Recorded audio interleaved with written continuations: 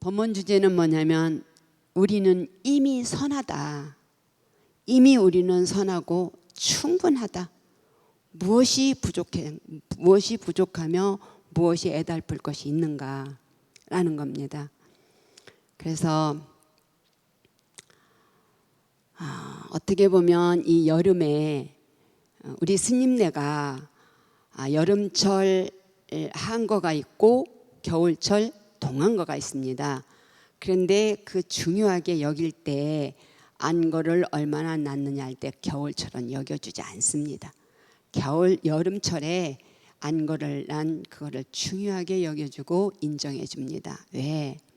정말 힘들고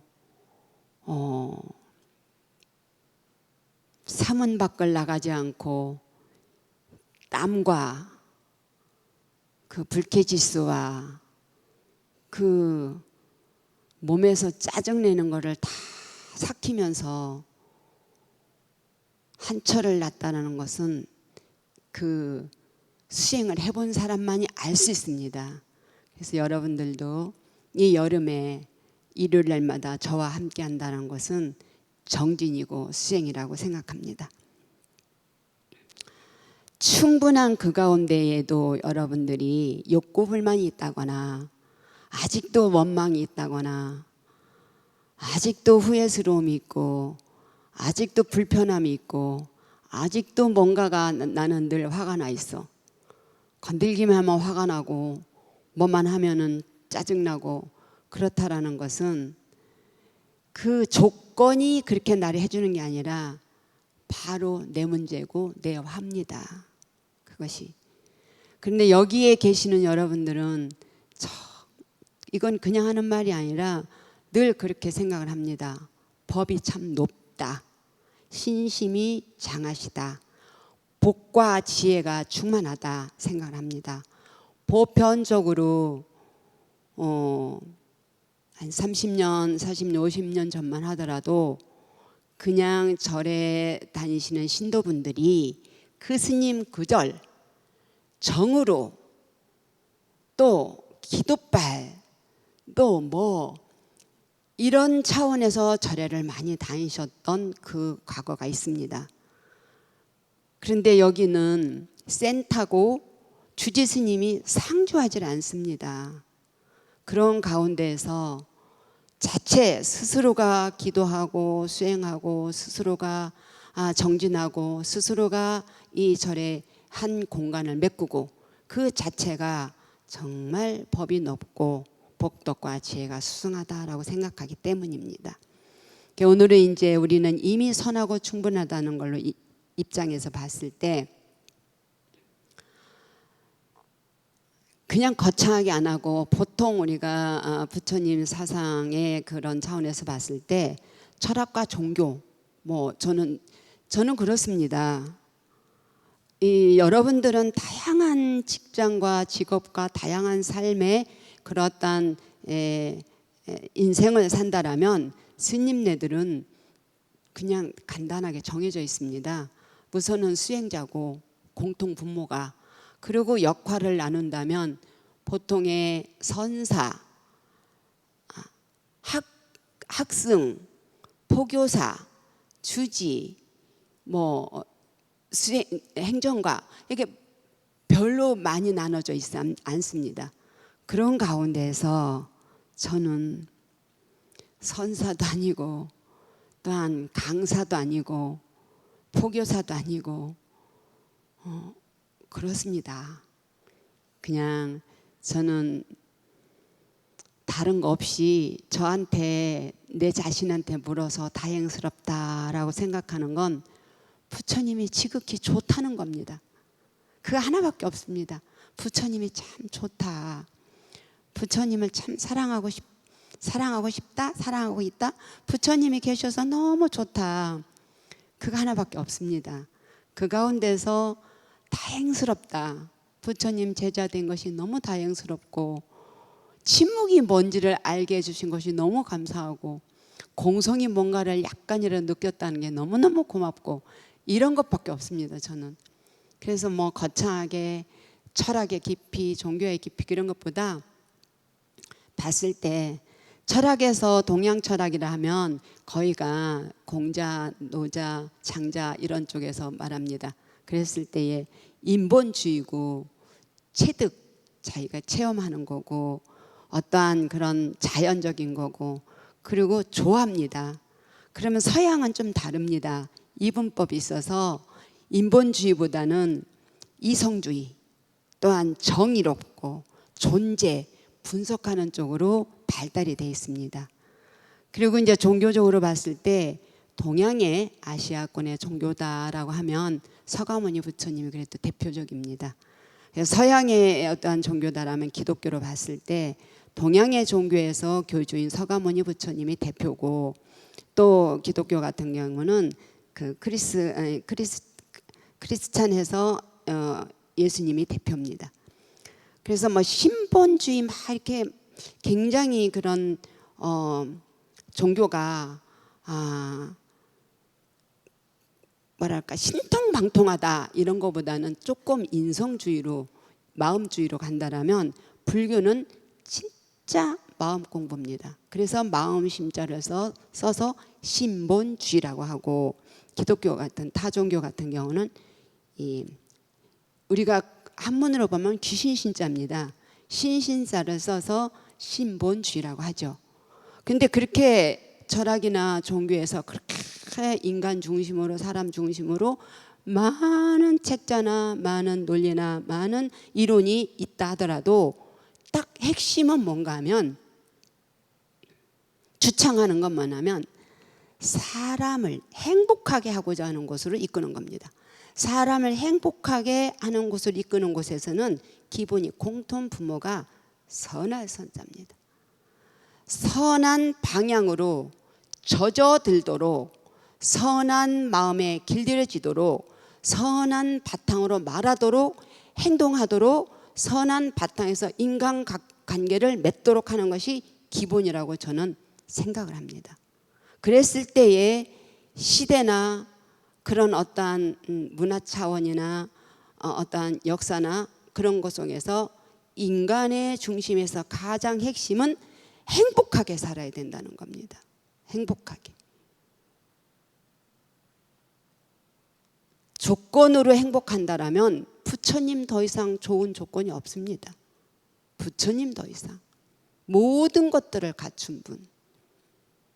그러나 부처님은 그게 전부가 아니라는 걸 일찍 깨달았습니다. 그보다 우리가 중생심에서 가장 좋다라는 이면에는 늘 빛과 그림자 같이 늘 손바닥과 등과 같이 함께 있더라. 그것이 뭐냐면 기쁨이 있으면 슬픔이 있고 즐거움이 있으면 고통이 있더라 라는 것을 깨달은 분이 부처님입니다. 그래서 그런 많은 말씀해 놓으셨고 중도라는 걸 말씀해 놓으셨고 교리나 경전에서나 하염없이 주창해 놓으신 것이 여러분들이 추구하는 그 이면을 보고 가거라라는 겁니다. 부처님 말씀에 대표적으로 부처님 말씀을 꼽아놓은 것을 본다면 화엄경과 아함경입니다. 화엄경은 이미 깨달은 세계에서 말씀해 놓으신 것이고 화엄경의 세계를 다 못 알아들으니까 그것을 중생근기에 낮춰서 말씀해 놓으신 것이 초기경전 아함경입니다. 그래서 이 많은 그런 말씀해 놓으신 것을 나눠놨을 때 암12 방등팔 21제 단반야 종단법화 우팔련 총유명이 49 이렇게 되어 있습니다. 그래서 깨달으셔서 20일 동안 탁하니 계실 때가 이미 화엄 세계를 다 이루신 겁니다. 그리고 나서 그걸 해가 떴을 때 산봉우리부터 비치잖아요. 아주 상근기만 알아들을 수 있고 천신과 자연만 알아들을 수 있기 때문에 낮춰서 낮추는 것이 아함경입니다. 그래서 아함경은 윤리도덕적입니다. 뭐를 하지 말아라 해라 하지 말아라 하라라고 했을 때 10년이 아함 12년을 살아셨으니까 중생들이 우리가 예를 들면 수행자들이 부처님 말씀 안 맞아요. 안 맞아요. 왜? 그렇게 선하게 부모에게 봉양하고 효행스럽고 신심 있고 열심히 선행을 했어도 너무 불행스러운 사람이 많아요. 그리고 나쁜 짓은 악한 짓은 다 해도 그 사람은 잘 돼요 라고 했어요. 그럼 여러분들 뭐라 하겠어요?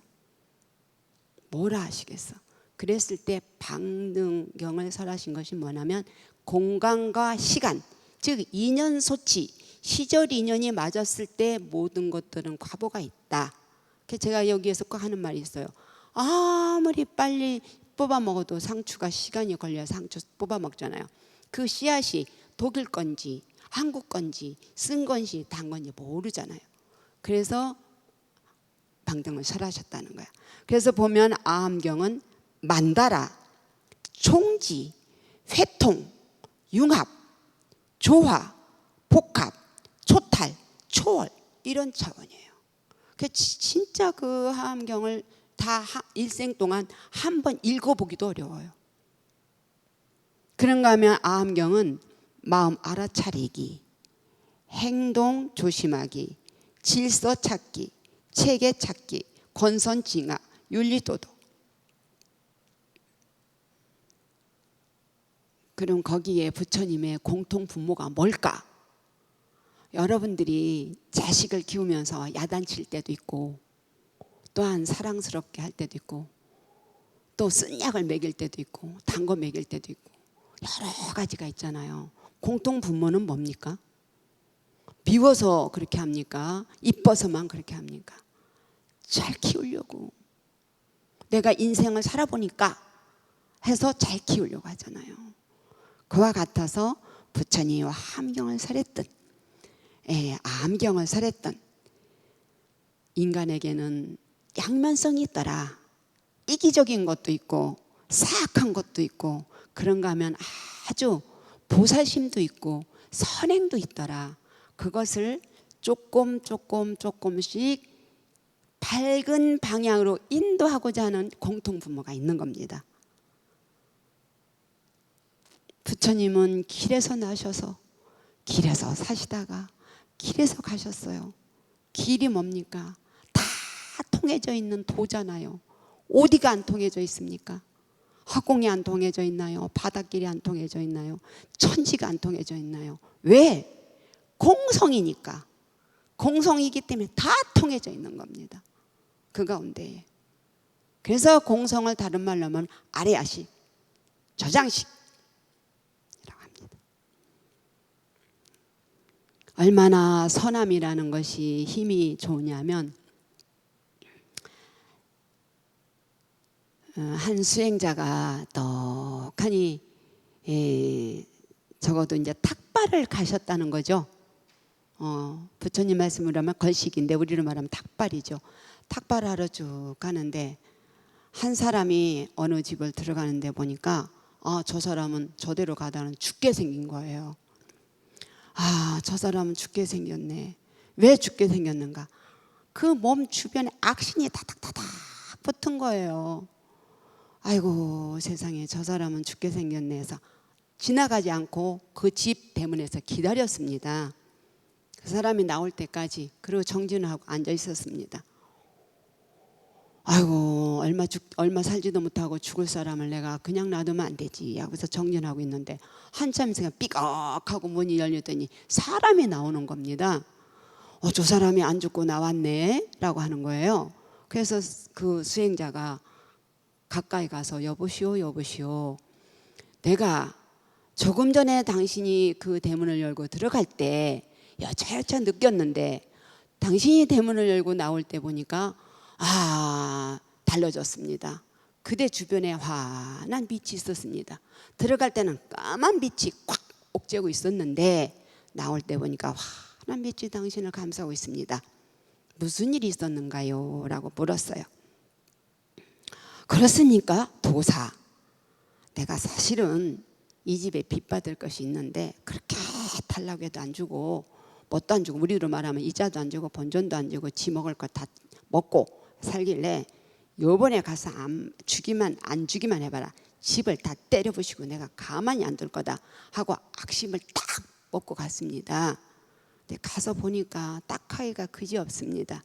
여차저차 딱하기가 그지없고 오물물며 사정하는데 말 한마디에 청량빛을 갚는다고 참 죄송하고 죄송하지만 내가 이 세상을 마치기 전에는 그 빚을 갚도록 노력하겠습니다 라고 하면서 삐약삐약 우는 아도 있고 아픈 노인네도 있어서 내가 주머니에 있는 돈을 털어주고 나왔소 라고 하는 거예요.